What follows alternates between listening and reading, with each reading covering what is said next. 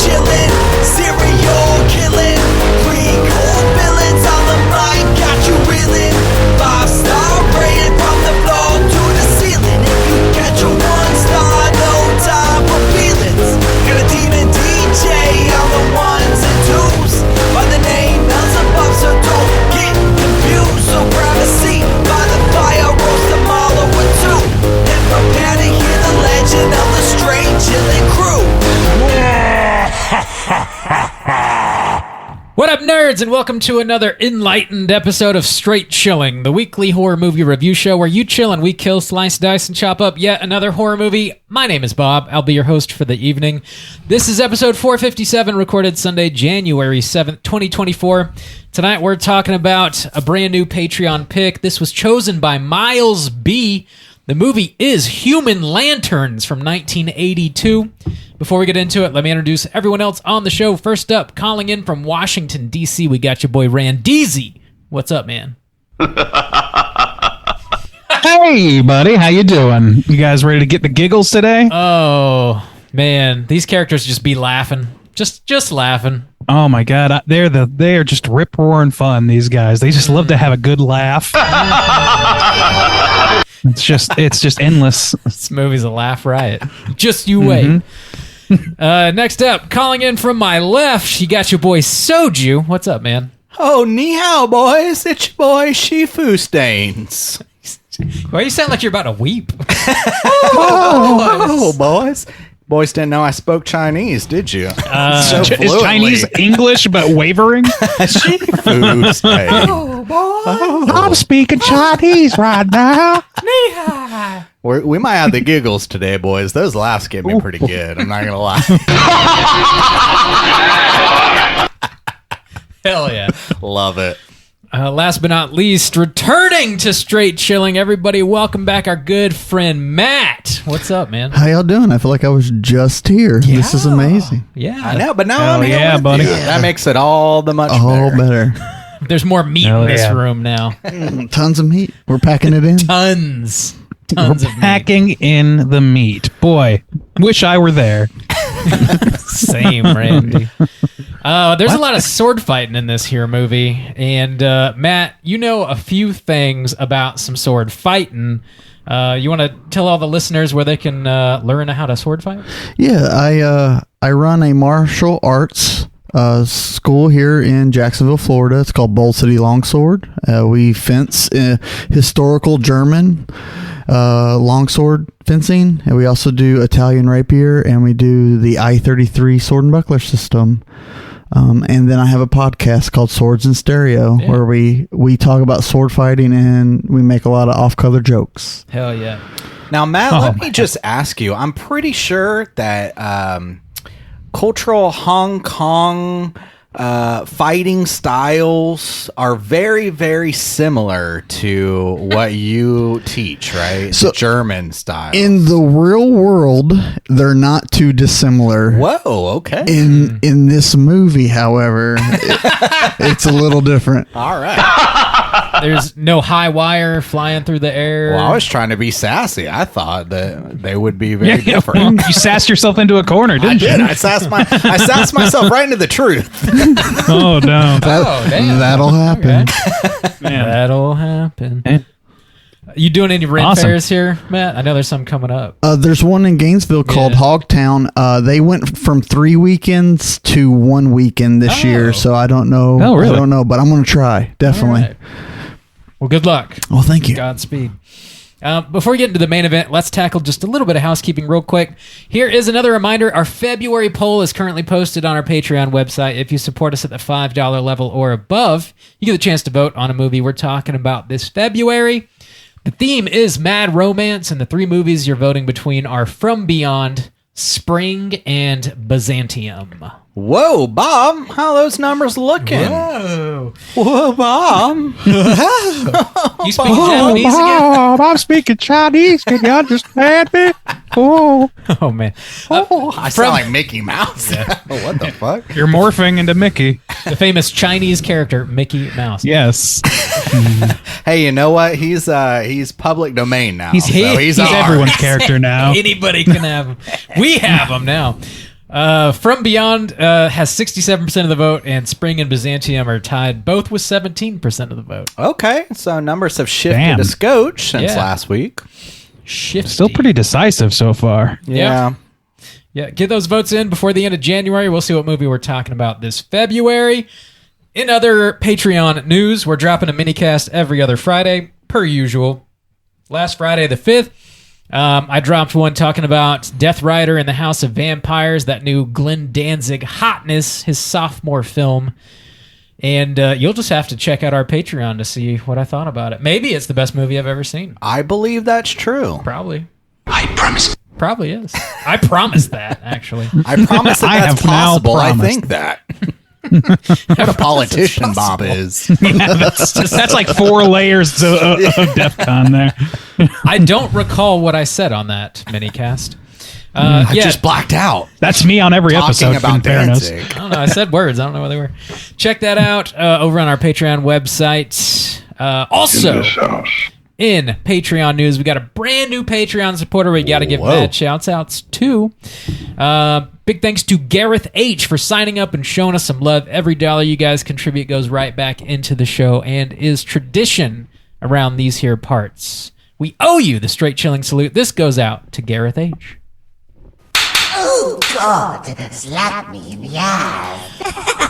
Oh, Gareth. Right in the ass. Right Thank in you. that ass. Thank you. Spank that new year right in. Appreciate it. That's pretty much all we got going on for Patreon. You guys have anything you need to plug? Oh, my house is a scotch filthy. For the first feature of 2024, it's going to go to Shaboy Soju. I had so by the time this episode comes out, it will already be out, and you can hear me and Caitlin over at Plug It Up talk about only lovers left alive. Is that the Yep, that's the title. That's the name of the that's the movie name. you discussed. Which is a kind of sexy vampire film, but not in the kind of standard ways. It's a little different. Don't touch that dial. You need to hear this. But yeah, I like that movie quite a lot. It was the first watch for me, and I think we had a really good discussion about it. We both watched it for the first time, so we were unwrapping it together. It was good. Yeah, good discussion. Cool. Check that out. Check it out. Randy, you got anything? Not a goddamn thing. I think this house is clean unless you got something, Bobby. I got one more thing. Everybody wait. We got another episode of Let's Get Physical Media. It will have just dropped at the time of you listening to this show. Mikey and I are talking about our top 10 releases of 2023. So if you're into collecting Blu-rays, 4Ks, DVDs, and things of that nature, check out Let's Get Physical Media everywhere you get your podcasts. Bob, that must have been so hard to whittle it down just to 10. Dude, there's so much shit that came out last year. It's insane. It's fucking insane. Yeah. Yeah. They're doing it to you, Bob. It is insane. I agree. It's insane. It's an act of aggression against you. Doing it to me. And Bob and I like share it. the same feelings on that. Insanity. Yeah, guilty as charged. Check that out everywhere you get your podcast. That's it. My house is clean. His house is clean. Oh, boys, it's time to get into the main event. We are talking about Human Lanterns, and we're kicking it off with the back of the box. What's on the back of the box? Boys, back of the old box. I do have the box, Juice. I know Bob, you let have. me see that box. There you go. Put your hands on it. Whoa. That's a pretty good looking box. You I'm like not going to that? lie. And it's got Yabos on the front. Plus, a Who half released star. this edition? Well, no. Given what's- the situation, not half star. But 88 films, I think. What's on the spine there, Juice? What's that say on the spine? what are you looking for? The company that put it out. Oh, It should be at the top, I I think. cannot read that. Let me see. Wow, I asked a really hard question, I guess. Yeah, it's 88 films, but Oh, it's okay. at the Okay. bottom. Oh, okay. You said at the top. I don't know who that is, so it ultimately meant nothing. It said Shaw Brothers at the top, which is the production Okay. company that made this movie back in 1982. So, yeah, I'm pretty sure this is the first Hong Kong movie we've ever discussed on the show. The Shaw Brothers company is famously known for putting out martial art movies. They produce well over 1,000 movies in their heyday. Whoa. And in the 80s, they started sprinkling in some of this horror stuff. And Miles has been kind enough to let us talk about this movie, which is definitely something different for us. Yeah. So thanks for the pick, Miles. This came out in 1982, runtime of an hour and 39 minutes. This was directed by Chung Sung, stars Tony Liu, Quan Tai Chin, Lilo, and some other folks. I did not fuck those up too bad, I don't think. All right. Plot synopsis. We're in no position to tell you. So. Maybe you did. Maybe I did. That's fair. Plot synopsis brought to you by the back of the box is as follows. Amidst a long-held rivalry between two distinguished gentlemen is an unbalanced and aggrieved craftsman of lanterns who seeks bloody retribution. Gentlemangs. That's a good line. Gentlemen's, had you seen this movie before, and would you recommend people check it out? Matt, why don't you kick us off, man? No, this not only have I not seen this movie before, this was my first 80s action kung fu movie I've ever seen. I didn't know what to expect going in, and it was kind of nice. Right on. Is that a recommendation? Yeah, go. Cool. Yeah, I would say at least watch it, see if you like it. You know, you can always back out. You know, you can always pull out. You're an adult. Make your own fucking decisions. There's always the option to pull out, says Matt. Juice, what about you? This is definitely a first watch for me, and honestly, might be the same as Matt. I wasn't ever into kung fu. I maybe have seen another kung fu movie, but nothing that comes to mind. It feels weird to say that, but it might be true. I don't know. Maybe I've never seen a kung fu movie before.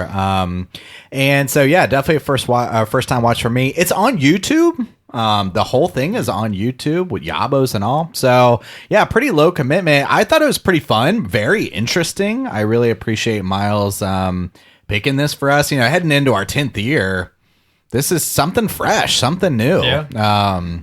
So it was cool to see just through that lens of like, holy shit, I haven't ever seen anything like this before. So I give like a loose recommend. I don't think it's going to be for everybody, but I had a fun time watching it.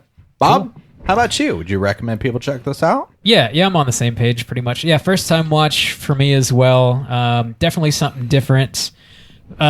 Was never bored, that's for sure. So if you're into like action movies, and I assume you're into horror movies if you're listening to this show, I think you'll find something to like about this. Yeah, I've never seen any like Hong Kong martial arts movies, but I think I'm sure we all have seen like stuff with like, you know, Jet Li and like Jackie Chan and American productions with stuff like that in it, but nothing quite like this. So, Randeezy, what about you? I mean, unfortunately, we're all going in this very ignorant because I have never seen a Shaw Brothers production. I'm in the same boat as Juice, where I'm not sure I've ever seen another kung fu movie that was made before 1995, say. You know, the ones I have seen are the Jet Li's, the Jackie Chan's, and then maybe like a Kung Fu Hustle in there or some shit like that. So things that are, you know, well entrenched into the genre and then subverting it in some way. Big first time watch for me. I enjoyed it okay. I feel like this is another one of those movies that would have benefited from having some of your boys around or somebody, you know, to watch with. Beck was not watching this with me. That was not going to happen. What? So, I watched this on my lonesome, and I will say that it's a kind of light recommend for me. I don't know that it's hard to say based on one fucking movie, but it just may not be a genre for me. That's to be seen. Yeah. But as far as this, my experience with this is that I was maybe a little bit bored at times, and you know, we can get into it a little more later. So it's a light recommend, though. All right. So mostly a recommendation from the Straight Chilling crew, but not overall, not a home run per se. No, that's true. Cool. All right. So check it out if you would like. We are going to spoil the shit out of this movie, and here comes your warning.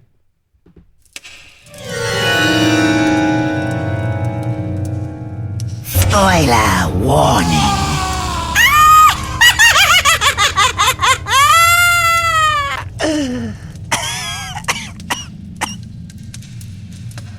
Bob, my lord. Hi. Do you have that plop synopsis? Hey, yeah, I got it. Good. I got it right here. This is gonna be great. It's gonna need to remind me of everyone's name. Yeah. Before we discuss this. Dude, same. Beard guy. No pronouns in this conversation, please. Just use names only so we can be sure we're keeping track. Deal. It's relatively short. There's not, it's a pretty straight and narrow plot, but here it goes. I guess. So, Master and Lady Lung are invited over to Master Tan's banquet, where he shows off his fancy new lantern. Lung is not impressed and says he will surely lose in the upcoming Lantern Festival.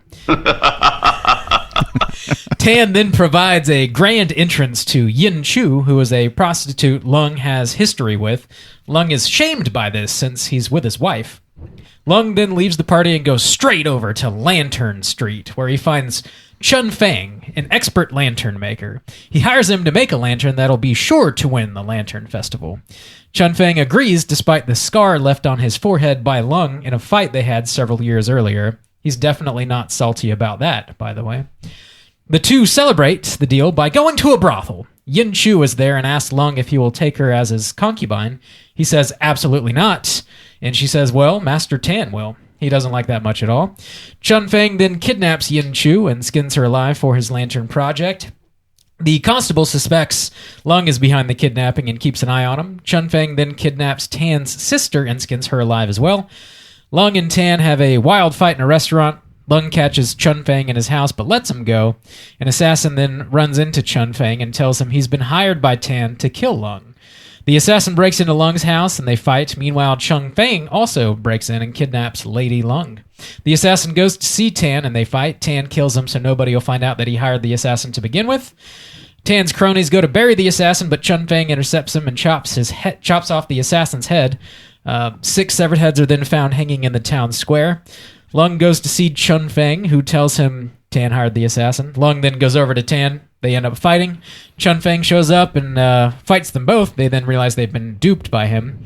Chun Fang explains to Lady Lung he holds a grudge against Lung because of the scar he gave him, which kept him from moving up in the martial arts world. He then skins her alive. Lung realizes Chun Fang is behind the kidnapping and he's been making human lanterns. He then discovers the hidden basement layer as well as the corpse of his wife. Chun Fang and Lung fight. Then Tan and the constable show up. Chun Fang confesses to them, and then they all fight.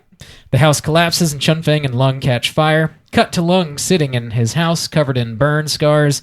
He tells the constable to distribute his wealth amongst the poor because he's going to explore the seas in search of spiritual enlightenment. Roll credits.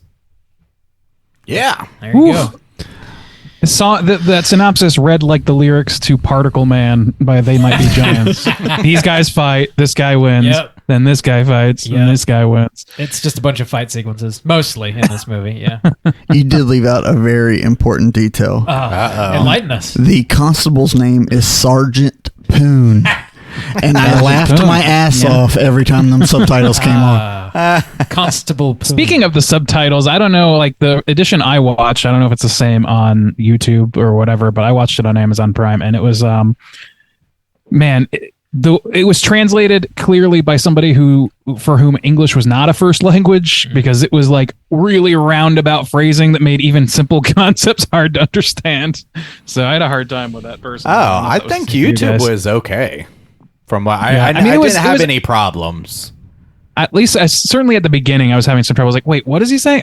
Oh, it's okay. So, all right. Like when I was trying to establish characters and who does what. Chinese, so there was. Oh yeah, I know. Go ahead and give us a line there. Nah. There was one thing that Chun Fang said a couple times that was like phrased in a weird way, and I sort of interpreted. I can't remember how it was phrased in the subtitle, but I interpreted it as him being unable to like move up in the martial arts world because he had this big gnarly scar on his face. I'm not 100% sure I interpreted that right, but that's the essence of what I took from it. Oh yeah, I just thought he was like also publicly shamed. Could be that too. Yeah, because he said I've had trouble.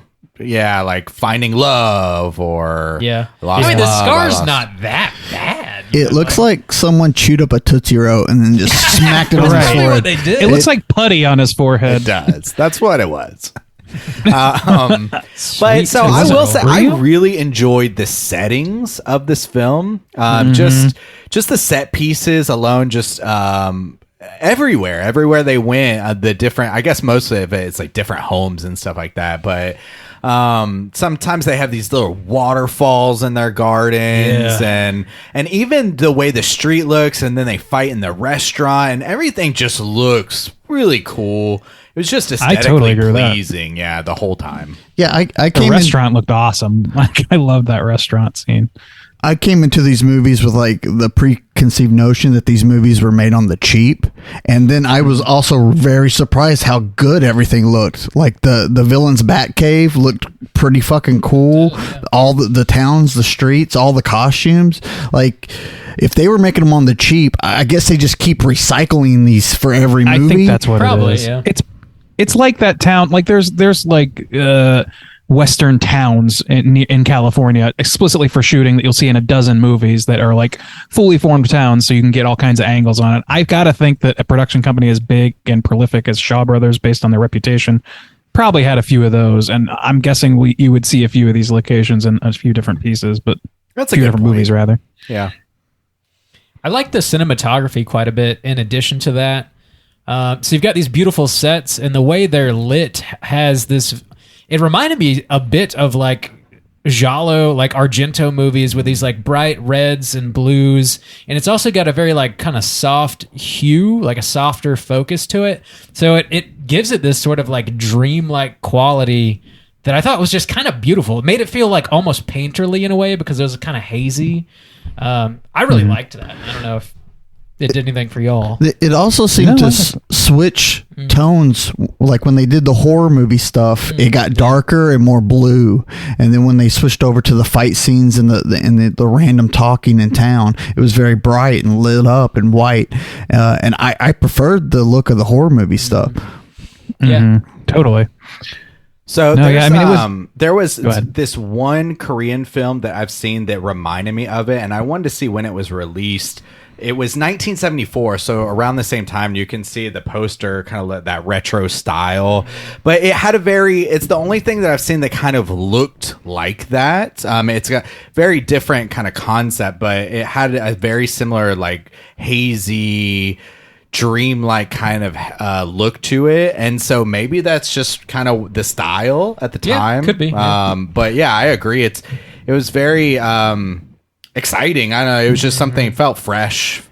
Yeah. Felt different. Yeah. It also kind of like it would pulled on my nostalgia because like lots of movies from the 70s here had that soft palette and didn't have that crisp camera, and it just as a kid that's all you saw, so it just immediately took me back to like being a young person going, oh shit, they're killing each other. Wow, look, he jumped up a thing. Wow. Like wow. It does have it does have that element of excitement that you got from practical effects, and like, how do they do that? Oh wow. Even if sometimes the blood looks goofy coming out of people's mouths, maybe specifically it's very bright and stuff, but it did have that kind of excitement of like old school movie feel. Yeah. The wire work and stuff is really fucking cool. Yeah. in this See, movie. that's something that like I've never even seen Crouching Tiger, Hidden Dragon, but that is like the one cultural reference I have for that style of fight choreography or stunt choreography. That's not something that I'm used to seeing, and I honest to God thought that was either an invention of or some like that Crouching Tiger, Hidden Dragon like popularized that. Certainly it seems like that's the case, but I thought they might have invented it. I didn't know this was a time honored way of shooting this sort of thing. That was entirely news to me. But I like that stuff, but I really like the stuff where they like the camera work in terms of like the editing, in terms of like when you're in the horror scenes and you have like masked what's his name, Chung Fang, Chun Feng, yeah, running around and doing his little cackle or whatever, and he's hopping and it's like zoom out, like those sort of fucking things. I love that sort of thing because it's just hard to find movies that do that sort of thing in a not playful, like in a straightforward way that's like meant to be dramatic. It's just kind of like unique, I guess. I like that sort of thing going on. And the soft focus stuff, people have been using soft focus for a long time back in the black and white days or whatever, but it is something interesting to see it in 70s or 80s, I guess, film, because it's just something that eventually did die out, but seeing it with like bright ass colors is a very different experience than seeing it like a starlet from the 40s, you know what I mean, which is where a lot of that stuff would go, that soft focusing would go. I don't know, it was interesting from a cinematography perspective for sure. Yeah. The the fight sequence in the restaurant, I think, is the one that probably stands out for me the most. I love when that dude like jumps, I don't know, 3 or 4 stories in the air, and he's like hanging on this like one lamp or lantern or whatever it is, and he's like hanging on with just his foot in this really like sideways, impossible way, completely horizontal. Defying gravity entirely. It's like so goofy, but I was just like crazy entertained by that fight sequence. I thought it was really fun. I like them taking us into that world too, because in that scene you realize how rich these guys are. He's like, I'll pay for everyone's meal, and any fucking thing I break is on me, and shit like that. That's pretty cool. Yeah. Right. Yeah, he's really throwing it around just to have a fight with a guy. Yeah, he pulled the full Bruce Wayne there. Yeah, it's on me, buddy. Matt, you ever jump 3 or 4 stories in the air and hang on something like that? In my 20s a couple times, but as you get older, you got to go down just a story or two. Gotcha. No, I was actually talking to one of the guys, one of the other instructors at the sword school the other day about this movie. He did kung fu when he was younger, and we were just talking about how, like, why that became a thing, like why the wire work, why the big jumps and the super strong strikes and everything. And in Italian fencing, there's this concept called sprezzatura, and I said that wrong, but that basically it means to make it look effortless. And the way we were thinking about it is like, that's all this stuff is an extension of that. These guys are so good at fighting. They're so athletic that they can do this stuff and make it look like it takes no effort at all. And once I started thinking about it that way, I was like, well, that's really cool. Of course he can jump up 3 stories and it doesn't look hard. He didn't even like squat first. Like he just like launched up there. Of course he can wrap his leg around a chain and hold himself up with all core work. And you know, like, and it's no effort at all for him because he's a kung fu master. And like, once I started thinking about it that way, and like, it's not magic, it's just effortlessness. I kind of turned my head on it. I actually, the more I think about this movie, the more I fall in love with it. I might go down a Shaw Brothers rabbit hole like this summer. Oh shit! It's a good time to do it. They're releasing a lot of their stuff on disc, like box set after box set. Yeah, because anything that was like practical, like was tickling my sword fighting part of me, and then anything that was crazy was like tickling the D&D part of me, like the Lord of the Rings part of me. And I'm like, someone got chocolate in my peanut butter. This is amazing. Well, that's kind of how I took it too, where I was thinking of a movie that comes out now, like a John Wick, where it's all this choreography, and that's what's impressive, is like, oh, this guy can fight off 10 guys, and you're looking at it in kind of real time. But back in the day, when you're trying to write this emphasis of how powerful somebody is, like, it's almost kind of like the idea of wrestling too, of make it this kind of big grand show, but just on film. So of course he can walk on fans. I love, in the very first scene where he's walking down the fans and shit like that. So that's kind of how, I took it in that same kind of way of, showing off just how powerful these guys are, where you wouldn't actually have to do some like super tight choreography that's like super quick, based on these actors and stuff like that. So yeah, it's a cool effect. I mean, the fight choreography that they do I think it is pretty precise for what it is, and that wire work or whatever is maybe a little bit like stilted or whatever, but it's kind of in a fun way. So I think it all kind of works. And you're right, though. There's not, like, you think about action movies from the West, like I think Die Hard came out, like 4 or 5 years after this, something like that. Oh, and Die that's Hard like came out in the a high 80s, water. right? This movie's 81. 86. Oh, okay. I was thinking about that Evil Spirit movie I was talking about then. I thought this came out in 72. Okay. No, this is 81. 82. Okay. Yeah. Okay. 82. Okay. So this is 82. I think Die Hard was 88, I want to say. And that's like the high watermark for action films that really, like, that and Lethal Weapon pretty much defined the future of action for a while. And in those movies, it's all about struggle. It's not about effortlessness at all. Like, showing off what you do is a matter of like being smarter than the other guy and using what you have, MacGyvering it, if you will, versus this sort of like just effortlessness idea, which I don't know, both are fine. Like there's not one that I prefer over the other necessarily. It's just like two entirely different modes that I'm just not used to looking at in an action film. Yeah. Which is also, I should point out, action films in general are kind of a blind spot for me. Just straightforward action movies. So it was nice to see like an action movie like this that was like blending in horror, but also was a kind of action movie that I had never seen before. That was very interesting for me. Yeah, it seems like American action movies glorify being tough. Like you get hit, but you stand back up. And these movies seem to glorify not getting hit. I'm not only am I not going to get hit, I'm going to make you look stupid not hitting me. That's a good point. They take it very personally when like their clothes get ripped by a sword or something. It's like, their head gets cut a little bit. Yeah. Yeah. God damn it! Ruined my life. I wanted to ask you, Matt, about some of the more bizarre like weaponry used in this, because I don't know what they're called. The assassin has these like hook blades like strapped to his arms. Dude, I love that. Yeah, is that a real thing? I don't train kung fu. Sure, but I think those are just hook swords. Okay. But yeah, they're predominantly used for blocking and hooking to trip and to push people's weapons to the side. Some of our manuals actually use size, like that you would cut grass with if you were a peasant. That do very similar things. The cool thing is they can reach around. So if you go to block with your hand, the hook can go around your hand and get your head anyway. And even if you miss the head, now the hand is inside that hook, and you can pull back and catch the hand. Cut it off. So it gives you options.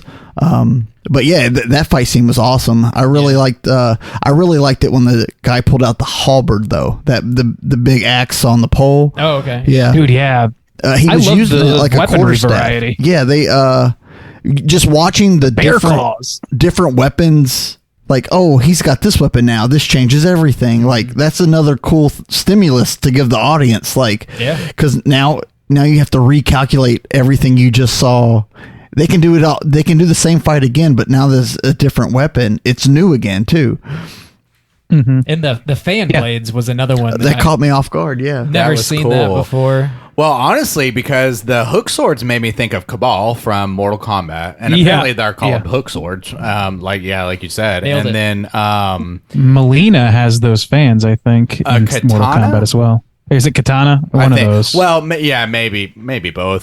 So, but it was cool because I like the fan when it got ripped. Yeah, that caught me off guard. You could see the metal pieces that then you would be like, fuck, yeah, that would suck to get smacked with that thing or stabbed. Of course, they're sharp at the end. But up until that moment, I had never considered fans as a weapon in that way. I just thought it was an aesthetic thing that they were using for fucking Mortal Kombat. And I was like, oh, shit, that's a real practical weapon. Yeah, I mean, practicality, I don't know, but like it's certainly I'm assuming. Yeah, I mean, at least I don't know how, like, I feel like that's not like a weapon of choice. That's more like the bear claws, where it's stylish for this film, but it is like that's what I like about it, is like it's not 1-to-1 with reality. Those hook arms thing, yeah, give me that shit. If I'm choosing a weapon, that shit, that's what I'm about. Like badass, that extra blocking power. Dude, that guy was to me, like, if there's a choose your fighter in this movie, I'm choosing the assassin with the fucking hook arms. That guy ruled. But he dies, so I don't want to be him. He dies. Not only does he die, he's cocky up until the moment he does die. Yeah. But everyone in this movie's cocky. Cocky. I know. You're talking about him. Like, this is the movie. Like Smug Laughter, the movie. Apparently, war fans are a real thing. Iron fans, Tessens, a weaponized hand fan designed to use in warfare. That's nuts. That is. And somebody listening to us is just like ripping their hair out because we sound so fucking ignorant. You don't train fans? I think we all said this was our first kung fu movie 10 times. I think well, we're okay. and to be fair, too, I do not want to get in some kind of culture war, but that was what I was just describing as a Japanese war fan. There might be some difference. reference. Oh, Justin, you fucked us now. Maybe. It's clearly a New Zealand war fan. Duh. So yeah, I mean, there's a lot of badass kung fu stuff, but this movie really does a lot to marry the horror. So like the aspects that we see that are horrific in this, like really don't pull any punches.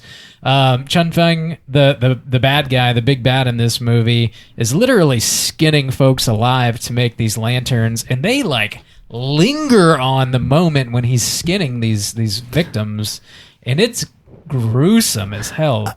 You thought I couldn't take it seriously. I was immediately like, "That's not how skin works." Dude, I was the same way. He's like pulling a ShamWow off that lady. I was on Bob's end. thought it was gross. I could feel it, or at least because the way he rips it, and then they do an effect underneath her skin that makes it not necessarily look like muscle and blood, but almost like a really bad sunburn or something. It looks kind of peeled away, and it was giving me the kind of heebie-jeebies a little bit, and I was like, "Fuck, that looks gnarly." I thought it was effective. I'm with Matt. Like, it wasn't that, like, I was kayfabing myself into feeling it, but I did get like, oh yeah, that's scary. I can't believe he's doing that. But it wasn't like out of fidelity to real life. It was just out of like, wow, that concept of like peeling someone's skin while they're still alive. That's crazy. Wow. Like, yeah, I didn't, the effect was kind of like, it was charmingly silly to me. Not like I liked it. It just wasn't like, it wasn't convincing, I would say. Oh, hardened horror fan Randy over here. Just I guess can't so. beat it. Oh, Eli Roth over there. Yeah. I tell you what did work though is when he pressed the axe blade to her forehead. I did not like that. That made me. I squinted up and looked away like a little kid. Yeah. Well, this movie kind of like it goes to dark places, where obviously because we're talking about fucking skinning people, but like there's like rape in this, which I was like, man, that's like just the one bridge I didn't need to cross with this fucking silly kung fu movie. Not only is it rape, but they take this weird artistic angle, and it makes it so much worse. Because it could be graphic, but then it's just like a bad college film rape scene, and I'm like, why? You could just cut away. Just we figured it out already. Oh, it's still going. Fuck. Yeah. You just have to like just write in a line of dialogue if you gotta, but like I don't think it was necessary. But I guess it speaks to like how much this guy hates Master Lung, but. I don't know, man. It takes a lot of it took the fun out of a lot of this. Well, not only that, it was the woman who rejected him after he lost the fight. Isn't that the woman he raped? Because it was his wife. No, that was his Lung's wife. Yeah, so that's what happened. So when they were younger, that the guy, the Lantern Man, Sure. old Lantern Man, old Lantern Man, he gets. So I'm pretty sure he was with that woman. And he was training in Kung Fu, but he was not rich like this guy. No Beard, Master No Beard. Lung. Yeah. Lung. Mr. Lung. And Master No Beard. but he's rich and he trains a lot in Kung Fu. So he's like, I want her and I'm going to challenge you to this fight, and beats him and kind of humiliates him and scars him for life. And then he specifically says, and then you chose him for the money and the blah blah blah, and so it's a kind of like a revenge rape in a way. Yeah, so kind of makes it is, and even it's worse fucking twisted. But the thing is, like, she didn't recognize him or didn't seem to, which was weird. And I don't know, like there was because of the they do Tootsie Roll. a cutaway. You didn't have like I'm horrifying. No, but like it just seems like they spend so much time. I don't. Like everybody's in the seats to watch this movie because of the kung fu. I understand that for the most part. That's what people are there to see.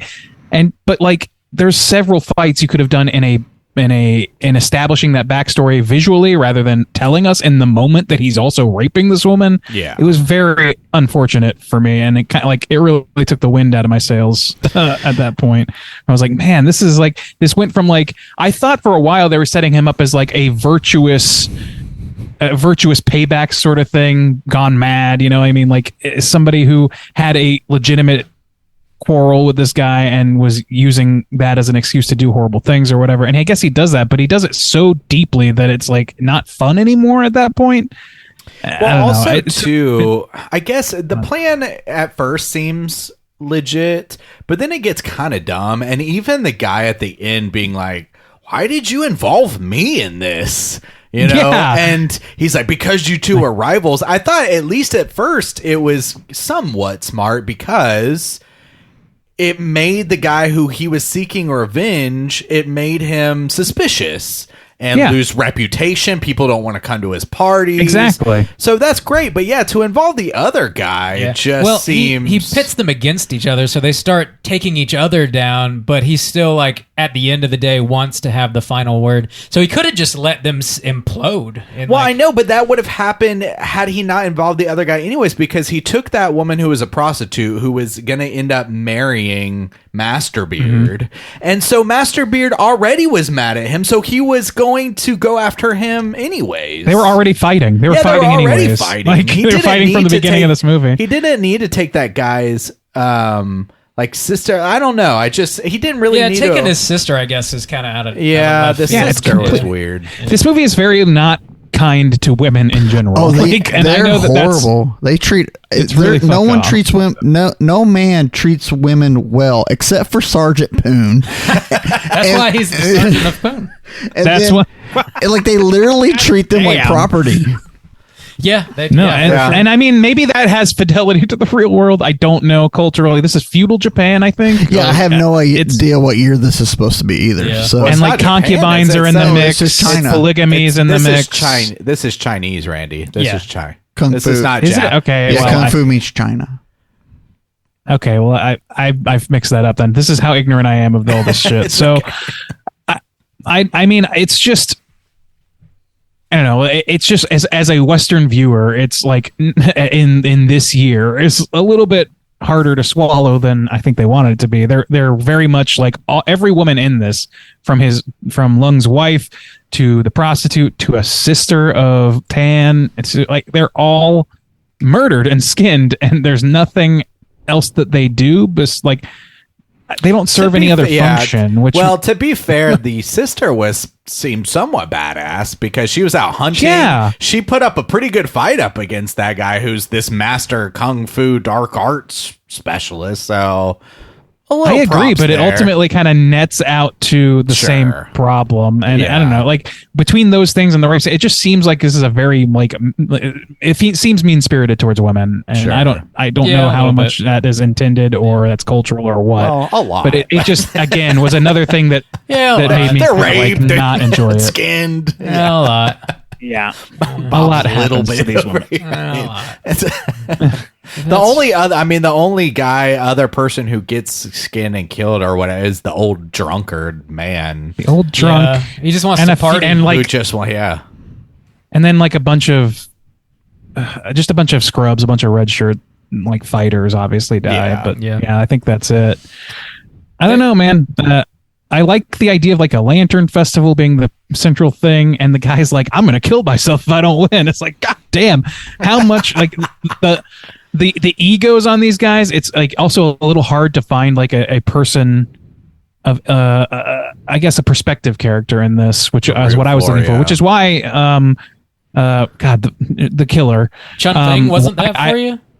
And it kind of started where I was like, okay, so he's got righteous indignation that he's going to like take revenge on this guy. But the more every step he takes, I'm just like, oh no. Yeah, it's weird for Master No Beard to be the kind of hero he does learn a lesson. So I mean, there's a character arc there, I guess. But yeah, it is. I don't understand that like, man, everyone's kind of a piece of shit in this movie. Yeah, smug as shit. I don't understand what lesson he learned though either, because it seems like he's just goes from like he goes diametrically opposed.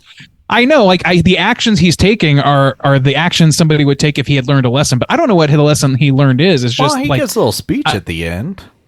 He does. I mean, like it doesn't explain that much his to me. pride and his need to compete with someone just based on like wealth and status ultimately caused his downfall and the death of everyone he cared about.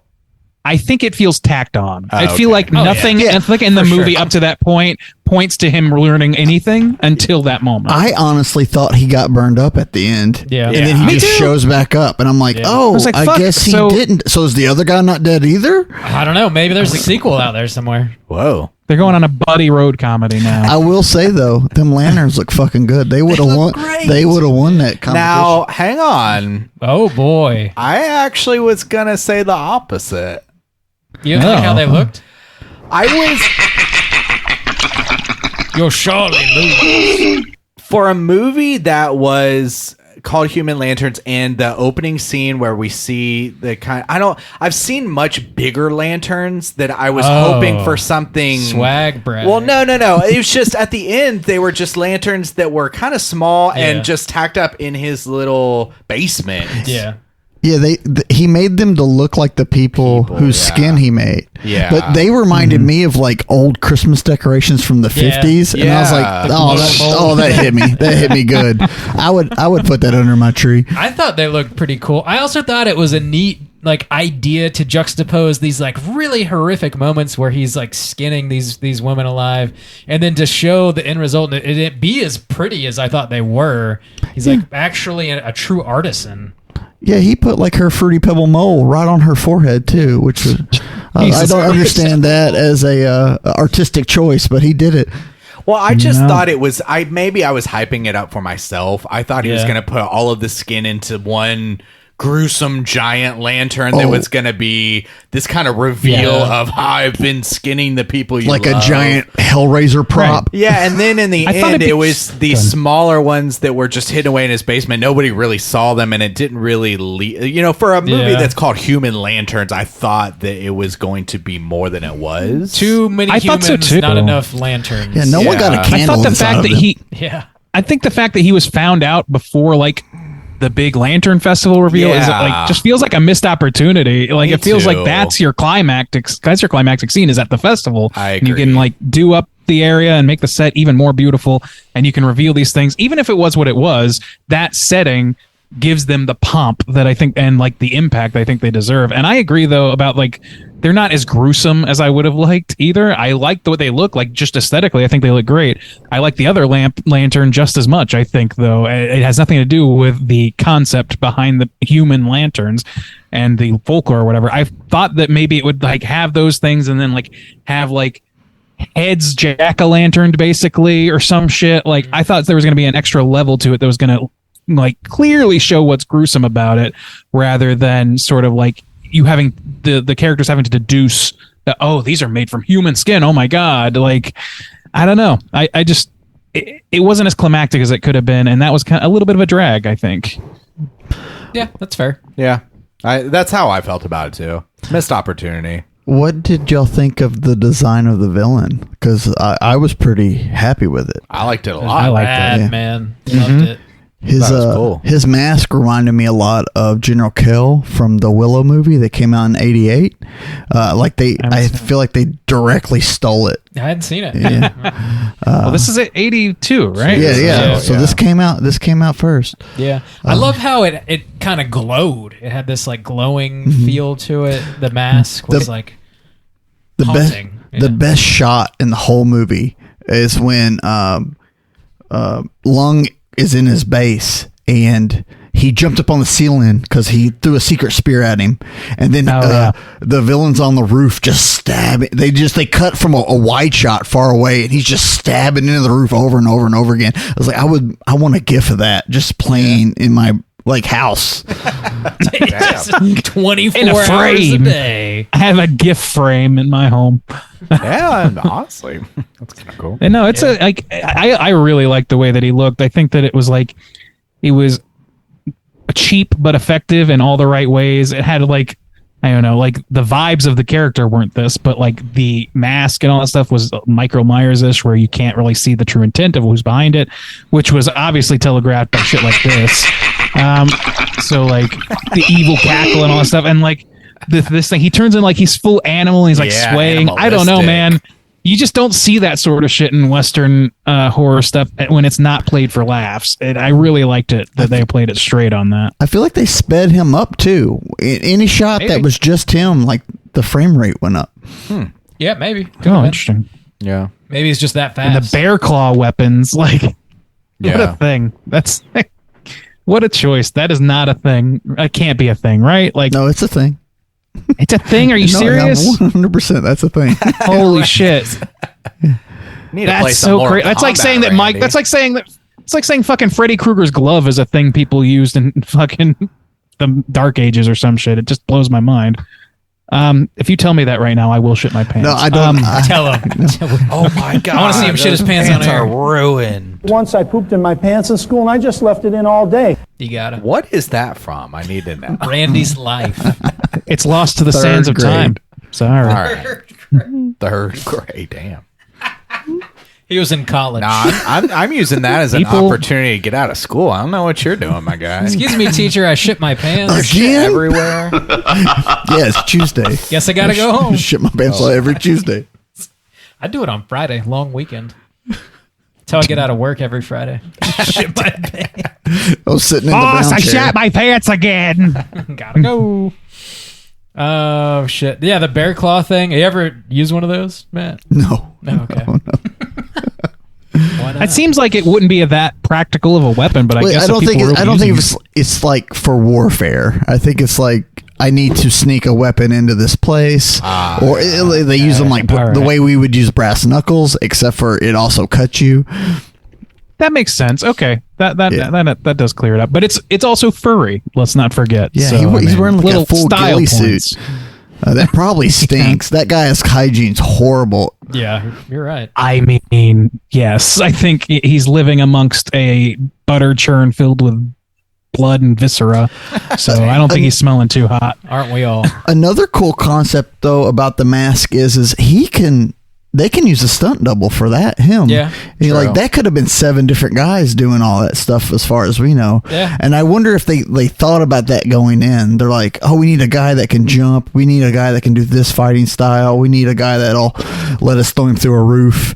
Well, okay, we'll put a Probably. mask on the villain, and then we can do all that stuff.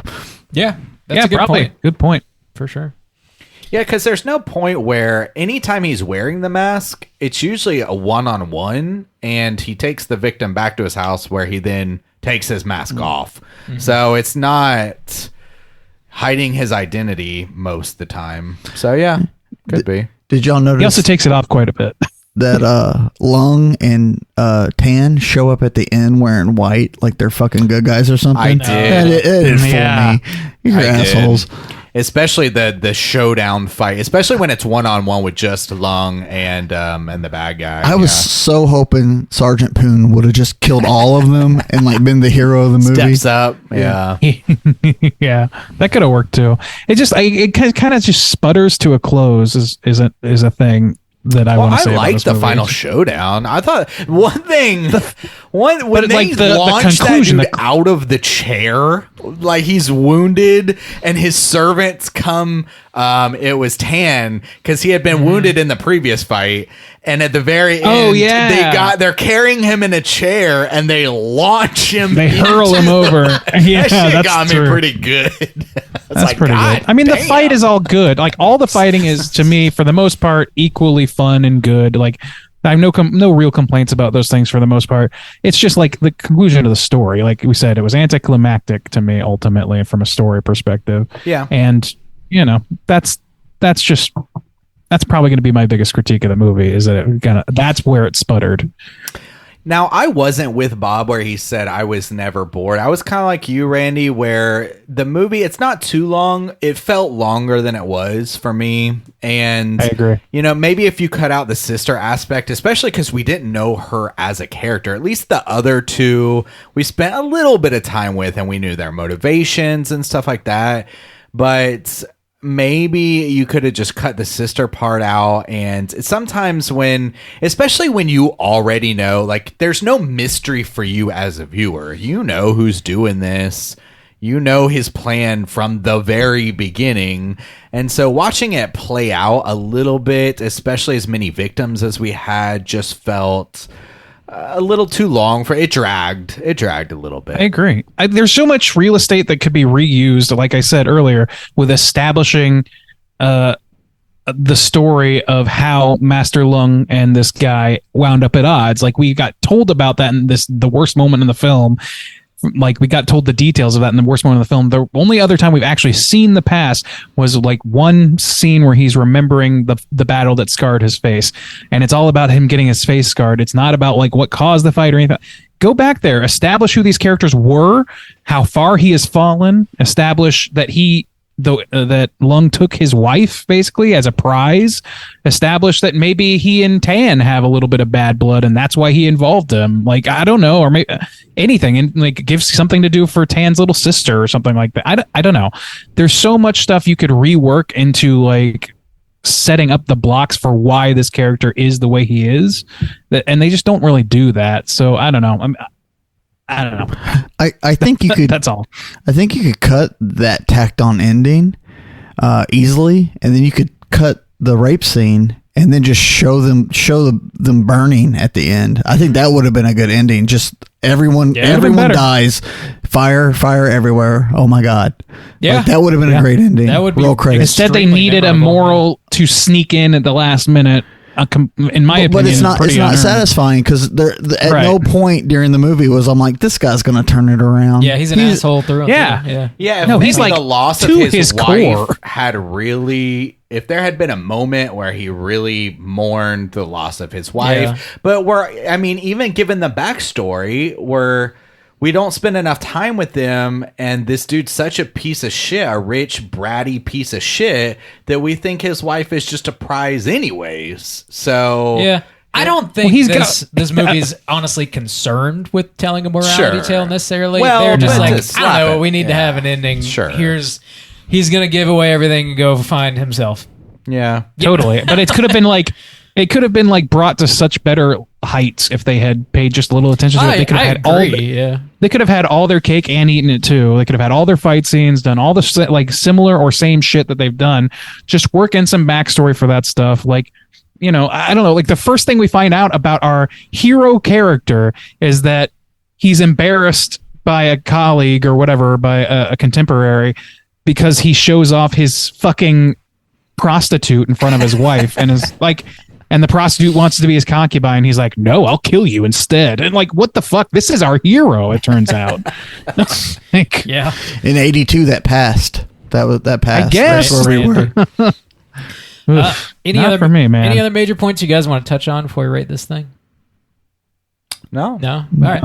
Well, let's go ahead and get into it. Out of 5, Matt, why don't you kick us off, man? How do you feel about Human Lanterns? I tell you, the more I think about this movie, the more I think I'm getting more enjoyment of just thinking about it than I did while I actually watched it. I have trouble with subtitles, so like I had to pause it and rewind a lot. I watched this in Mandarin and in German to see if maybe something it would click different. It didn't. It was more funny in German though. I'll tell you all that.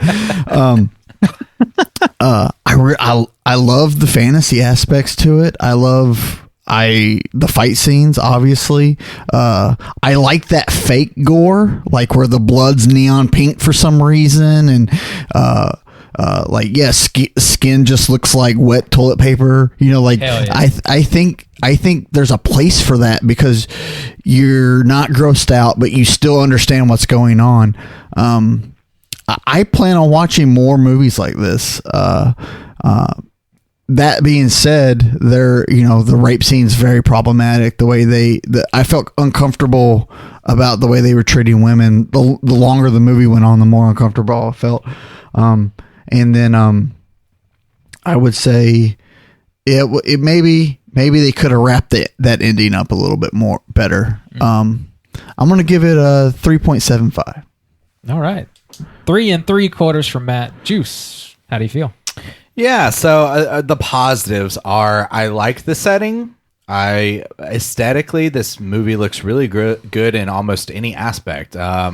The outfits, the street designs, the restaurant design, the Lantern Street. I kind of wanted to spend more time there.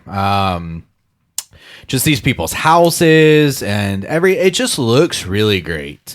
And even the weapon choices, the diversity in the weapons looked really fun. So I love just overall the look of this film.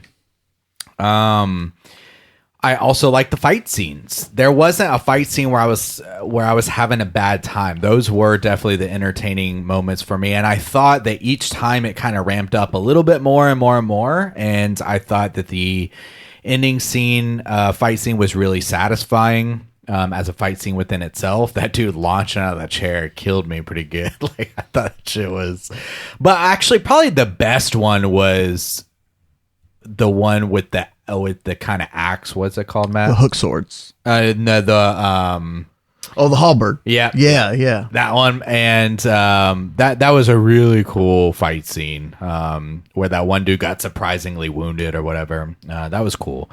I like the villain. I thought he was fucking dastardly. That was a son of a bitch, you know?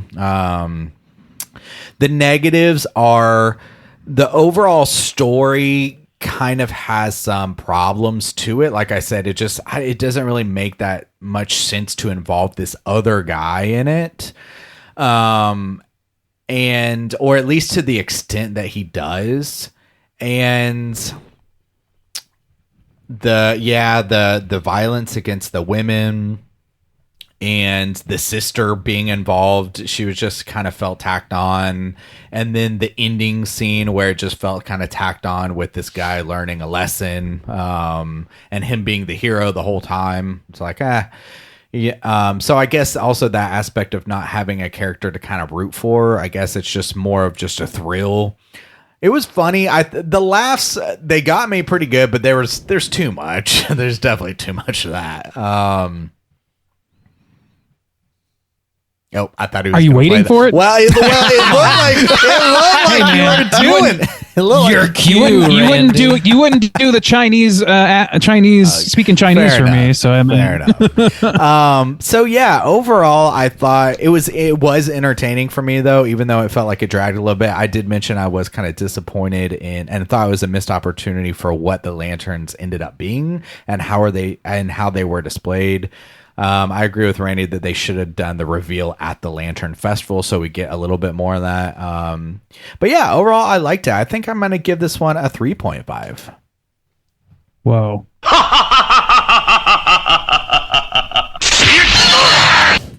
There we go. There it is. Let's see. Randy, out of 5, what did you think about Human Lanterns? Yeah, I have a lot of the similar complaints as you and a lot of similar praise as you. Like, here's the thing about me personally is action is very rarely enough for me to hang my own hat on when it comes to a movie all on its own. It really does need to be bolstered by some other things. And this movie has some other things to going for it, certainly. The fight scenes are certainly great. They're fun to watch. They're interesting. They're outside of my wheelhouse, so they feel unique to me. And all that's positive. But without some of these other things, I think this would be a much lower score. And so those other things are largely like the set design and the cinematography and some of those things, some of the editing. I really like a lot of that stuff. I think that a lot of that stuff is coming across as strong or at least unique to my eyes. And I really enjoy that about it. I enjoy the horror elements of this in terms of just like, I just like the blend of like this feudal China situation mixed with like just straight up serial killing ass slasher stuff.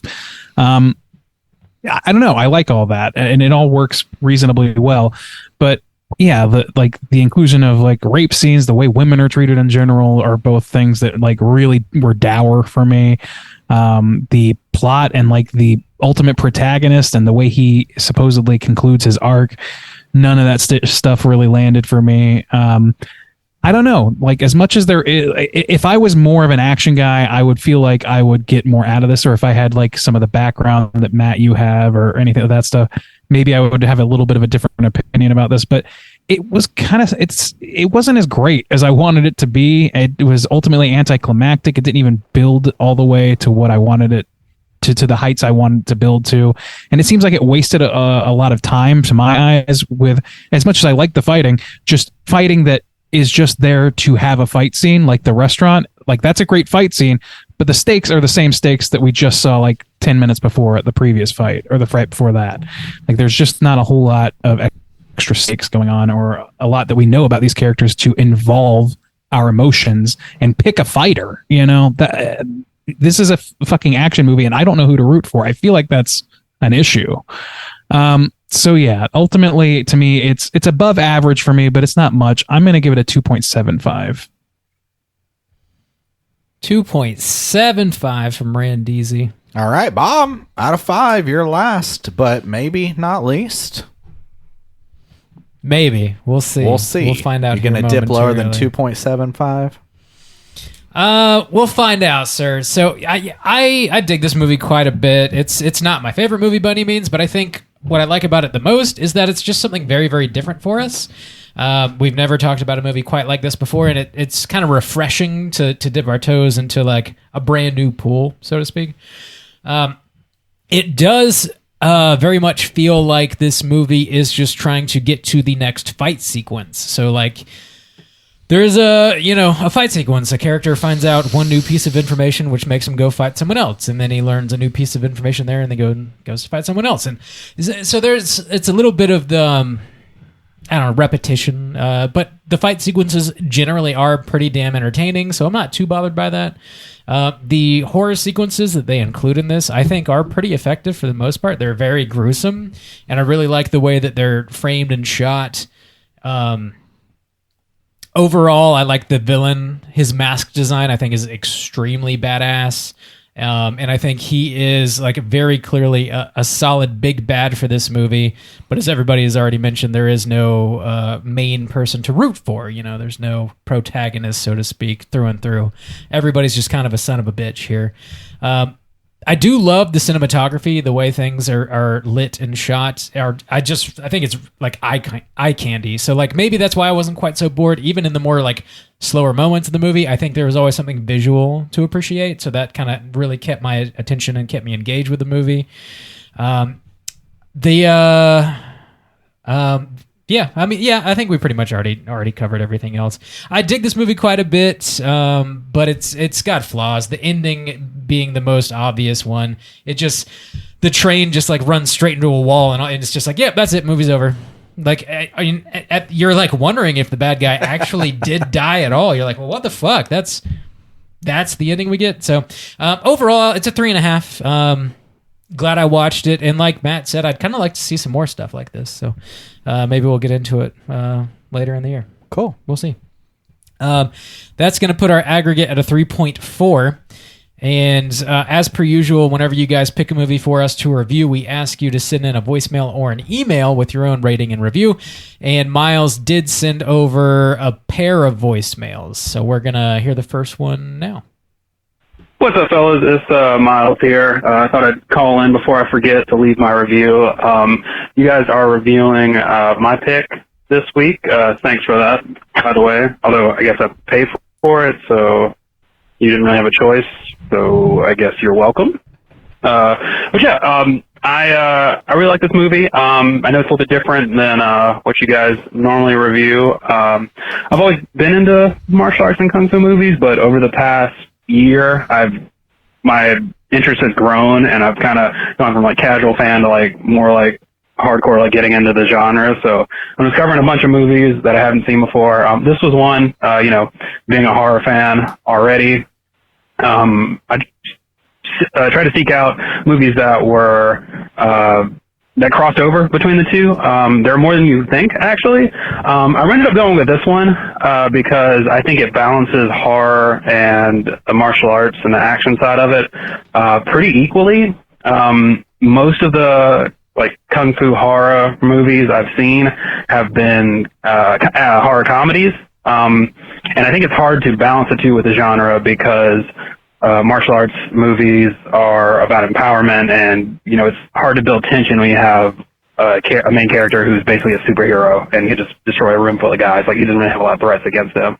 And I think they circumvent this and that in this movie really well, because instead of making the threat to the two characters, who are the fighters, who are the main two guys, the threat is to people who are around them, like people they are tied to, their wives and family members and, mistresses and stuff like that. So I thought it balanced it very well, making the martial arts work and still keeping up that tension. It's got some good gore.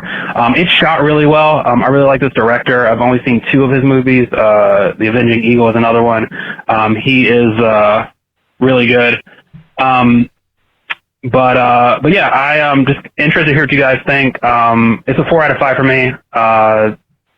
But yeah, interested to hear you guys take. Looking forward to it, and thanks again for reviewing it. Hey, it's me again. I think that I tried to keep it under 3 minutes. I think I got cut off. So I don't know if you got my score. But I thought about some other points I had made to the movie. Because I forgot that I can go over 3 minutes because it's my call-in review. So yeah, some other things I like about this movie. I like that all the characters are douchebags for the most part. There's not really any likable characters, at least among the men in this movie. I don't think it's intentional. It might be, but there could be some commentary here if you want it about toxic masculinity. These, the 2 main guys are so up their own asses. They can't see that the person committing serial killings and murders might be the weird guy that lives in the woods that has a grudge, that has every reason to have a grudge against them. It completely flies over their head. So that's kind of funny. When I first thought I was why did we reveal who the killer is? It'd be better if this was a mystery. Why do we reveal it so early into the movie? And it actually works because it's so fucking obvious who it would be. It wouldn't really be a mystery anyways. But these 2 guys are such idiots, such just macho manly men, like consumed with their own egos, that the most obvious dude who is committing the crimes, they don't even consider it, because they're so focused on outdoing each other. But yeah, I don't know if I caught my score in the first time I called, but 4 out of 5. Yeah. Thanks again. 4 out of 5. 4 stars out of 5. Randy, you got that bump, right? We got to pay for that. Don't play. Who is that? What's that? Who the fuck is that? Yeah, thanks for calling and let us know, Miles. Man, it's good to hear that other perspective, because he's huge into these movies, or at least has been this year. Yeah, I know we've seen his Letterboxd on our Slack channel, and it is chock full of these kind of movies. These movies, he's been going through the classics in general, like going through old Hollywood stuff too. So, yeah, he sure said some dumb things, didn't he, Matt? I didn't hear anything dumb. I take no side in this argument. Damn it! I was trying to set you up. You said you were going to shit on Miles. Oh no! It was more like I just wanted to say, like, holy crap! Like I can't believe I waited so long to watch this stuff. It was more like I was just happy that someone gave this to me. Oh yeah, I'm super excited. Well, I misread that. Yeah, I actually too. I thought you were going to give him a hard time. Heading into our 10th year, it's nice, like you said, it's kind of refreshing to get something like this. Also, too, I don't know if we've ever even, not just out of Kung Fu, but covered a movie that came out of Hong Kong before. I don't think so. I don't think so either. I think it's the first time. So, yeah, it's cool to still have those kind of milestones, And Hong Kong, I know, is famous for having some pretty wild, straight-up horror movies, too. Yeah. I'm not familiar with them, but I do think a lot of them are starting to roll out now and become a little easier to find, more accessible in general. That's cool. Like I mentioned, these Shaw Brother box sets, Era Video's putting them out like crazy. So I'm sure we're going to see more and more stuff like this over the next couple years, which is exciting for sure. Yeah, it is. Dope. Yeah, thanks for the pick, Miles. It's definitely something great way to for us. kick off 2024. I'll say that. Yeah, solid pick to start the year. I think it's going to be a good quarter for the U picks. Just a hunch. It's not like we know what they all are or anything. You just got this feeling. I know for a fact one of them's pretty good. Yeah, we might be talking about that in a couple weeks. Whoa. Awesome, man. Yeah, thanks for calling in, Miles. Thanks for picking this week's flick. Let's go and jump into our Rotten Tomatoes segment and see what the critics and users think about Human Lanterns. Okay. Certified fresh to death. Brandy, yeah, you said there's not much to be found for this movie on Rotten Tomatoes, right? Yeah, there are 2 review blurbs on this and fewer than 50 audience ratings, so there are no aggregate scores available. So I guess we can just read those two blurbs. If you guys want to guess if they're positive or negative, have at it. But this is not for any points. Yeah. The glory's not even there. I expect one of each, but who knows?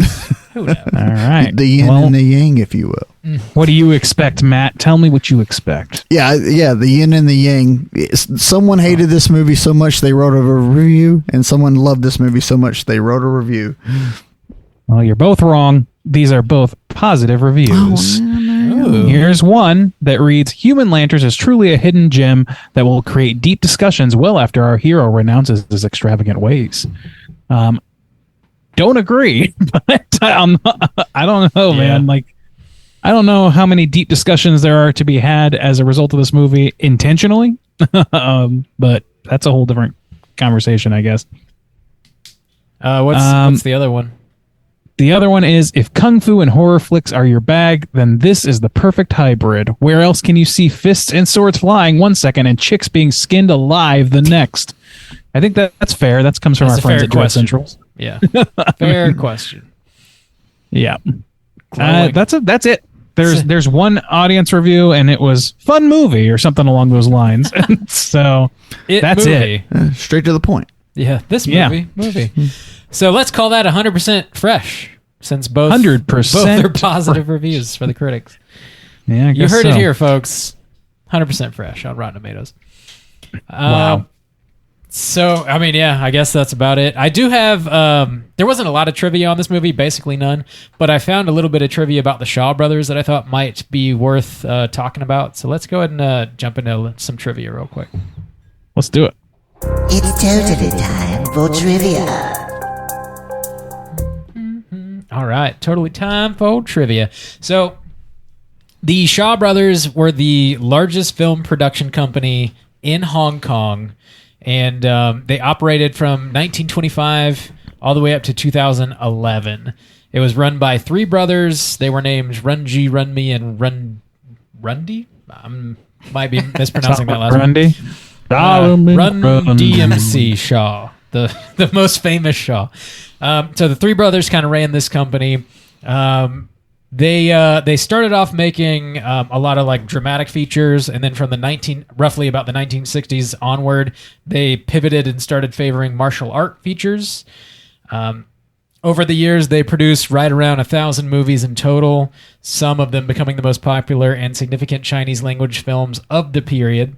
In 1987, the company suspended film production in order to concentrate on the television industry throughout its subsidiary TVB, and film production did eventually resume in limited capacity in 2009, and then, like I said, in 2011, the company dissolved. I think it was purchased by another larger megacorp, but that's just sort of like a very brief overview of like the company known as the Shaw Brothers and what they got into. So they made a lot of shit. They made a whole lot of shit. There you go. Great. I got some adjacent trivia. Oh, that'd be great. Yeah. So there's a couple scenes in here where Chow Feng is just throwing people in sacks. Yeah. That's a real thing that you can train. We have books on it that tell you how to do that quick, where they don't struggle, and you get them in the whole sack really, really fast. Generally, you want two people. One person to hold the other person's arms down, and then one person put the sack over their head. But you can do it with one person. Wow. So that's out there. If that's something you want to train, like on a Saturday night in your backyard, you can buy that book. You can buy a sack. You can go for it. What is that? Is there a name for that technique? I mean, they just refer to it as sackful. Criminals. Getting black it's bag. Kidnapping for the purposes of hostages. That's why they trained it. I gotcha. Yeah, that makes sense. Also, there's a scene in this movie where he's fighting like 15 people. If you're ever fighting 15 people, run away. Like the book says, run away and then turn around and fight one guy and then run away again and just keep doing that until you can't do that anymore. If you get to the spot where if you can't do that, you want to cut and not thrust, because if you thrust, you have to reload the thrust again or rechamber your arm to thrust again. But if you cut, you're already ready to make the next cut. Poised And for then you another want to cut. That makes circle. sense. You want to circle out. Always fight the guy on the edge, and always try to get around. Don't let them surround you. Basically, Right, yeah, stay on So- the outside. So they're Survival tips from Matt over there. basic, this For basic real. post-apocalypse stuff. It works on zombies better than people, but yeah, remember this. And then some just general cool facts for the Chinese swords. A jin is a double-edged sword that's always straight. That's the one our hero in parentheses characters were using. And then a dao has one edge. So those, it doesn't matter the size, either one-handed, two-handed. Put it on a pole arm. Jin and dao. Jin has two edges. Dao has one edge. And there you go. You know some cool Chinese martial arts stuff. Nice. Fuck yeah. Matt, you're Bringing the the best. real trivia, not like that bullshit Bob brought to the Shaw table. Brothers bullshit. Bullshit. Thank you, Randy. She gets me every That bump's going to last so long. I hope so, man. How many laugh bumps did you pull, Randy? Like 7. Damn. Just keep them in rotate. Keep at I least three. would have had in more, but I rotation. would have run out of time. So Awesome. Thanks, Matt. Gentlemen, let's go ahead and jump into our Cooter of the week. Straight chillin'. Cooter of the week.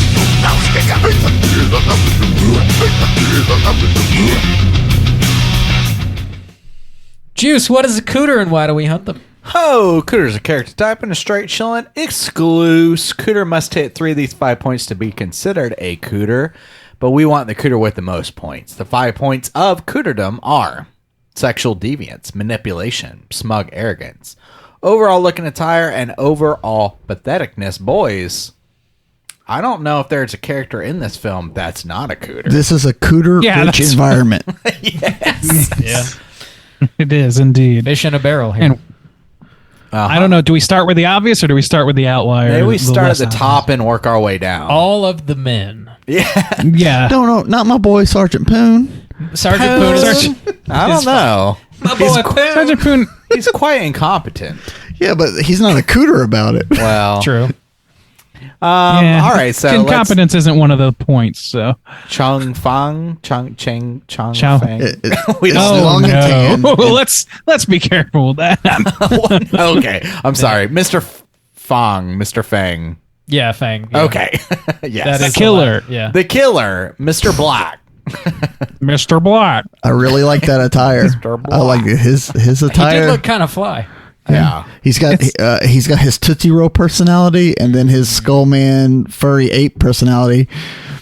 I bet you if you played drums in the woods, he would show up. probably. What's going on here? If I want that. to be bedazzled. So we're not going to get him on looking attire, but Are we sure about that? He's got a fucking Michael Myers-ish mask. I don't know that. Like, Oh no, I understand that it's cool. I was saying give him the Oh, points. give him the looking yeah. attire for the it's, for the it's a Tootsie cool Roll. mask, but it is a cooter mask. Let me Like, see that it's- Tootsie Roll. We can give it to him. I think it looks cool. I think it looks cool too. Yeah, but it's cool in a cootery kind of way. It's cool because Is it makes there him a such a cool, thing? evil piece of shit. So Like I don't want to be in a room alone with I him. That's mean, fine. if you want to give it to him for the Tootsie Roll, I'm okay with that. That's fine. We'll give it to him. We can give it to him. Smug arrogance? I think so. Oh yeah, my God, this manipulation. movie's dripping with it. yeah. Manipulation. Yes, he manipulates that other assassin into Yeah. distracting Master Tan so that he can abduct his wife or Yeah. his sister. No, that was Somebody. his wife. It was his wife, okay. Lung's wife. Sexual deviance for sure. Oh my God, dude. Yeah, we don't. Enough said. Really. Yeah. Pathetic. Yeah. Yeah. Yeah. I mean, Yeah. This he's this doing all little this because baby. he lost a fight. All 5. All this Well, because he look has at the top. Well, one yeah, we can- scar that, granted, looks a little like doo doo on his forehead. Buy but a it's not that headband. big of a dude. Buy a headband. Get on with your life. Yeah, yeah. Yeah, wear a beanie, my guy. The doo-doo scar. Yeah, I feel like at some point too he was wearing some kind of headband. It was just higher up on his forehead. Just pull that down a scotch. Yeah, just wear a ball cap, buddy. Can't You're do good. it. Can't do it. Well, that's all 5 for him. That's pretty damn good. All right, so we got him. Let's go to Lung next. Yeah, Let's go to Master Lung. Master Lung, he's smug arrogant out the ass. Yeah. God damn. Damn. If he doesn't win that fucking lantern He festival, will kill he will himself. kill himself. And he says it so nonchalantly. He's not even like, oh, I guess I would have to kill myself, and it'd be I gotta sad. kill myself. He's like, if I'm not the fucking best, fuck everyone, fuck the whole world, I'm out. Damn. So smug arrogance, yes. Manipulation. I mean, yeah, to some extent. I don't know. It's kind of like the just least standard manipulative rich. of all the Cooters we got. He's kind of like standard rich guy manipulative, which is like in the grand scheme of this movie, kind of low lying. But like, yeah, I'm gonna fight you wherever the fuck I want. I'll pay for everything. I don't know. That He's seems kind a of little straightforward about it, though. He always tells people to his, like, even the woman. He's like, if you marry him, I'm gonna kill you. Damn. He doesn't mince words. That's true. He's pretty straight about everything. He's like, I'm gonna fight you in this restaurant, and I'm gonna pay for all of it. Or he's like, I know I ruined your life, but you're gonna make me a lantern because I'm gonna take you to the whorehouse later.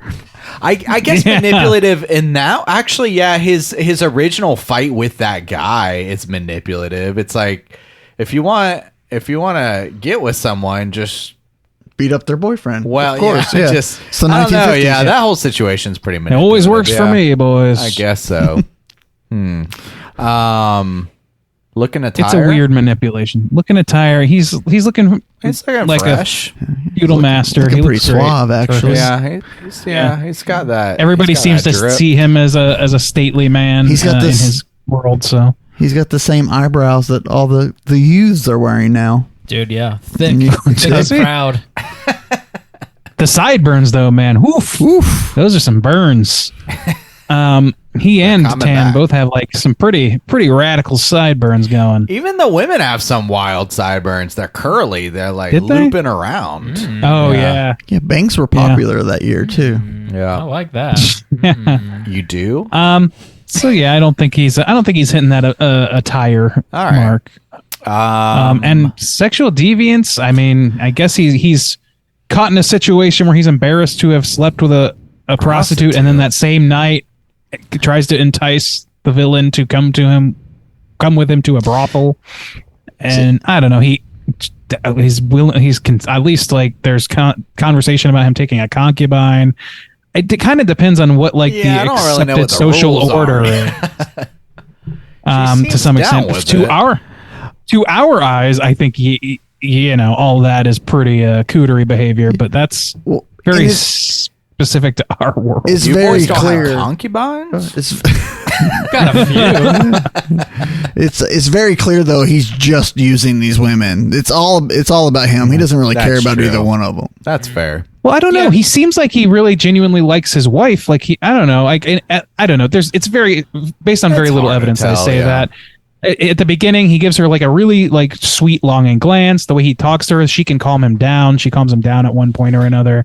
And like, I don't know. I think there's a little bit of sweetness between him and his wife, but that's about it. And I think that's only to make the transgressions that happen later all the more like it's a woman in the fridge situation. Yeah. She's sweet. he's- She's everything he needs. And then she's killed. He's got 3 points So he anyways. hits, yeah. So Yeah. he doesn't need it. How about Master? What's it? Tan. No, okay. Yeah. I am. That's why I just didn't use the names to this whole thing. Sure. Smug as fuck, per usual, as everybody is in this movie. Yeah. Manipulation. Yeah, I would say so. The whole concubine situation is Yeah. pretty manipulative. Yeah. He's definitely just using that Well, woman he to get hires under an the skin assassin. of his rival. Oh, that's true. Well, he does hire an assassin, but because he thinks that guy has his sister. Fair enough. Is that why? Okay, you might be Yeah, right. that was after I don't his remember sister the was Yeah, but sequence. taken. he could easily just beat him up himself. That's the thing is like yeah. all this is got a about them like, oh, reputation. I'm a stronger guy than you are. No, I'm a stronger guy. So I Yeah. mean, just fight. Just fight. Pathetic. You already do it anyway. Fight to the death if that's how you feel. Well, actually, to be fair, the assassin does say, I'm not here to kill you. I'm here to fuck up your face. So that Oh, is is that- manipulative because he just wants to hurt his social status even more.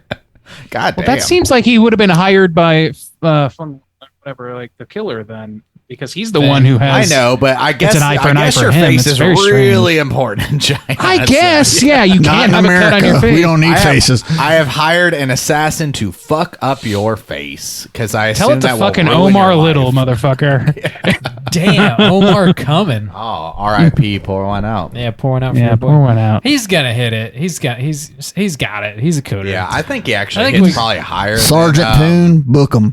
But Sorry. lock him up. Come in here, Sergeant Poon. I think Now, this is the ending this movie could have ended. Could have used right here. a triple threat cooter on this Oh week. yeah. Oh yeah. Hell yeah. Well done. Probably even the assassin. We probably could have locked him Yeah, up dude, too, that was- but we'll Yeah, move on. probably. Let's move on. Probably, yeah. Probably every single man except for Mr. Poon. Thank you. We got him. We got him locked up there, boys. Let's go ahead and kick our feet up, let our hair down, and talk about what we've been watching this week. Hey gang, what you been watching? Matt, what you been watching? I just restarted Brooklyn Nine-Nine. Hell yeah. When I watched it up to season 4 some years ago because there was only 4 seasons out when I watched it the first time. But Andre Broder Oh yeah. passed away recently, and then we had just covered The Mist with him in it. Yeah. So like he was fresh in my brain, and like 2 days later he had passed away. So made me want to jump back in there. You know, Jake Peralta is my spirit animal, and the show's amazing. If you haven't watched it, it is the best form of comedy you can see in a sitcom. I also Praise. yeah, It's a good it's show. really good. It It's is. really good. I watched Reptile on Netflix. How's that? It's a murder mystery and it's really good. Benicio, how do you say it? I'm not Spanish. Del Toro. Yeah. Benicio. Benicio. Yeah, Del Toro, Mexican okay. Brad Pitt. He is in it. Ah, yeah. He is very hot. He is married to Alicia Silverstone. She is very hot. Oh, so she's been doing a lot She lately. did that boy. Perpetrator movie this yeah, past yeah, year. I was like, oh yeah, I had a crush on this woman for like 10 years when I was a teenager. Batgirl. Yeah, there she is. Her most famous role. Batgirl. Yeah, it's Her most infamous role. Justin Timberlake's in it, and he plays like just like a fucking milksop. It's one of those people that like doesn't sell houses, but like he gets them ready to be sold. I don't know, like he's some kind of flipper. Staging? Yeah, and like I didn't expect him to play that kind of role ever because you know he's usually bringing sexy back. Yeah, is he But, sexy in the movie? I mean, no, he's kind of frumpy. He's got a Ned Flanders thing going Well, on. I'm not going to watch now. Okay, well, Yeah. but Alicia Silverstone's in it, so you Okay, should. well, I'll watch. And then just Oscillating. this weekend, me and my wife went to an Edgar Allan Poe speakeasy. Yeah. And it was a bunch of one-man plays with a cocktail for right. each play. It was so fucking good. Cool. They did a Telltale Heart, the Black Cat, the Raven, and then they did Mask of the Red Death. Nice. And then one of the cocktails they called the Cat's Meow, which was just a White Russian, and it was my favorite. I could have drunk those all night and had my wife drive home, but they only gave me one. Rude. Oh, Was Mike Flanagan there? Did he produce it? I think he was in the back, yeah. Slamming as many as he could. But yeah, that's what I've been up to. Nice. Yeah, so I would definitely check out Brooklyn Nine-Nine and The Reptile on Netflix. Cool. Actually, Reptile, I'm glad you reminded me about that because it was on some lists I saw of like good movies from that like recently came out, and I was like, oh, maybe I should check that out. It's got a good atmosphere. Cool. Nice. Awesome. Juice, what you been watching? I have finally started to do something I've meant to do for a long time. I've been meaning to watch these films, but I started watching the Studio Ghibli films.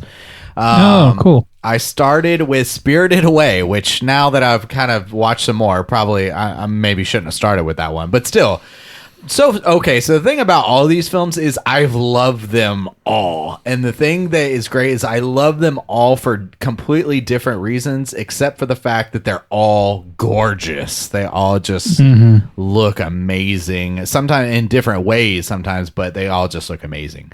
So Spirited Away, that was like fucking fantastic, an experience. It was the first movie I watched this year.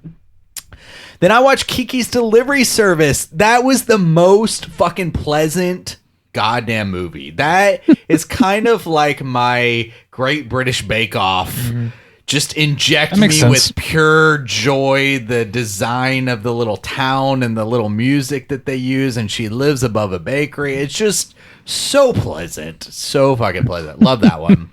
Then I went to Grave of the Fireflies. That was You hadn't seen that? right after Kiki. Did you not see that with us? We did that at a guy's night at Resident Serial Killer Drew's request. No, I did not watch I feel like that I one. should give you a hug, man. Dude, then I watched that one, and damn. That's the one. That's a cataclysmic fall. That is the one that I feel like I rated it just as high. I think it's just as amazing, but I never want to watch it again. But yes, fantastic, but so damn sad.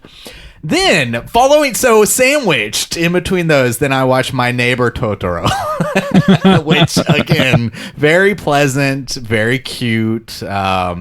Liked it for different reasons than the Kiki's Delivery Service, but same kind of vibes. I thought that was a really good, just like childhood type of film. So yeah, I like that one. It was very kind of magical. I liked it. And then the last one that I watched was Princess Mononoke. Yeah.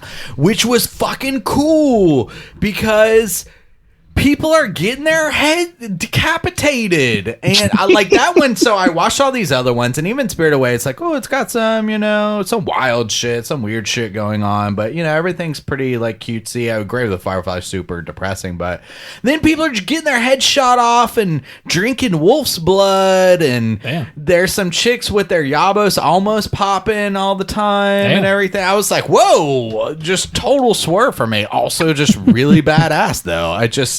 Those movies, hot take here, are really good, really amazing, and I'm glad I'm actually getting able to like experience them. The switchboard's lighting up. People aren't happy about this one. Oh God. Hot take.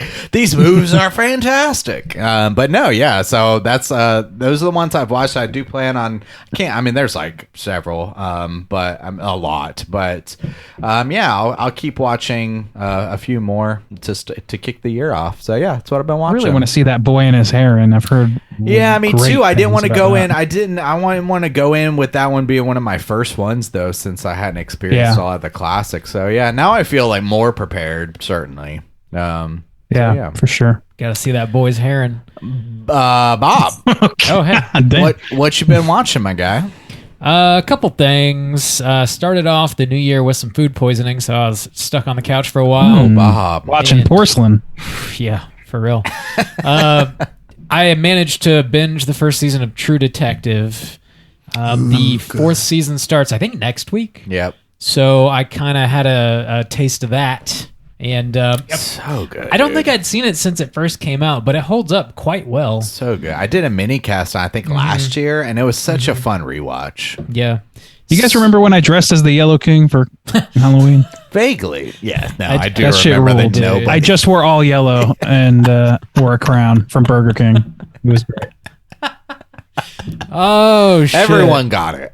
That's such a great idea, honestly. It's super bleak show, but if you're into police procedural type stuff with like really fantastic fucking acting and actors, watch True Detective. Seasons 1 and 3 I like quite a bit. 2 I struggle with. 4 looks like it's going to take place in Alaska, and the trailers look pretty great, so I'm looking forward to seeing that here very soon. Yeah, it's got old Clarice in it.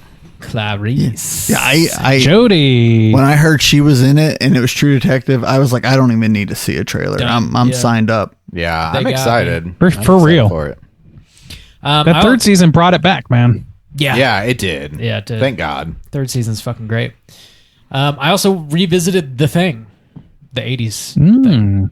And yeah, it also still holds up Wow. for anybody that was worried about the We got thing. some hot takes. Oh my god, tonight the on switchboard. Oh my god. Yeah, that was like oddly a comfort watch because I felt like shit, and I'm just gonna put on a banger. I just need a fucking all timer. I need a win. So yeah, I just gotta win right now. Your boy needs a win. Arms bit off. So it was great. It was great. Ah, thank God. Phew. It was actually kind of cold when I watched it. It wasn't cold today, but it was a little cold today. I Yeah, don't a know. little chilly. Fucking Florida Chilly winter. and overcast. Chilly, yeah.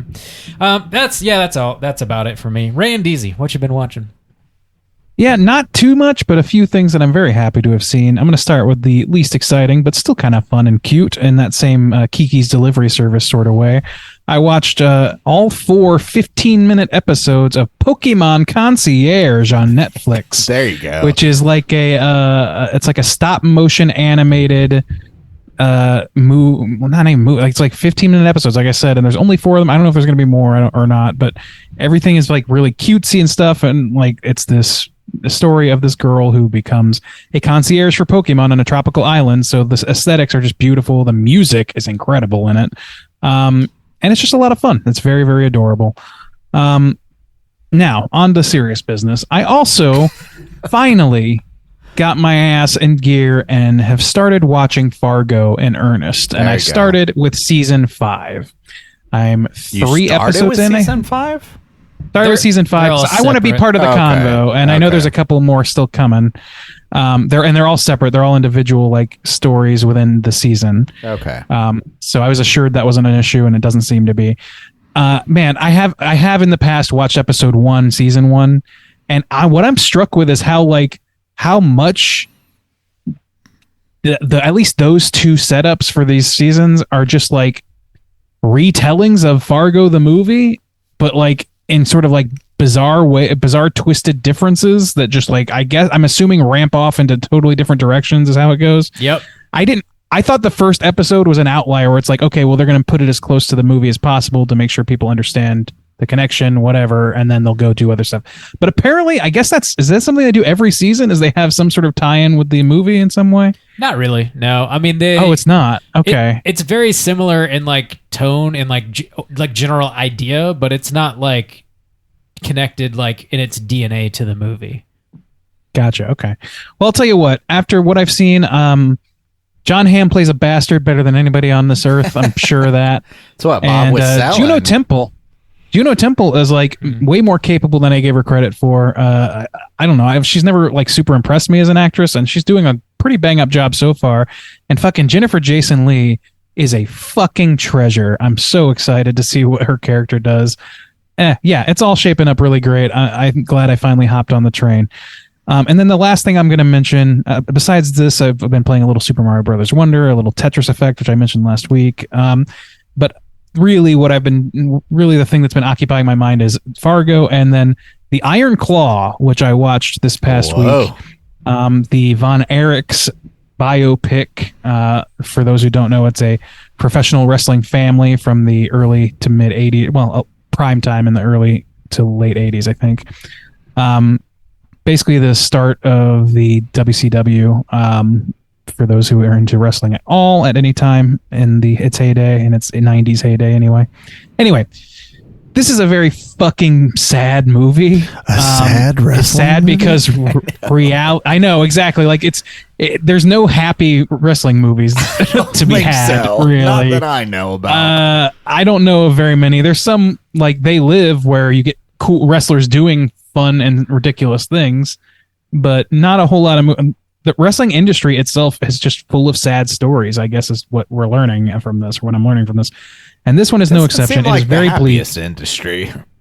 No, I mean, there's just a lot going on there, man. I don't know what to say about it, but I went down a rabbit especially hole in that of era. researching Grandmaster Sexay this week, and it didn't end well. It didn't end well. Who could have Jesus thought? Christ. I know. But the acting in this, Zac Efron, I'm going to say something I never in my life thought I would have to say, and that is that this movie hangs on him, man. It hangs on him like real hard. He does a great job in this movie. It gets a little overly schmaltzy towards the end, I think, in a few aspects, that I don't want to go into without spoiling things. But there's a few scenes where I'm like, maybe that's a little much. But ultimately, it's just a very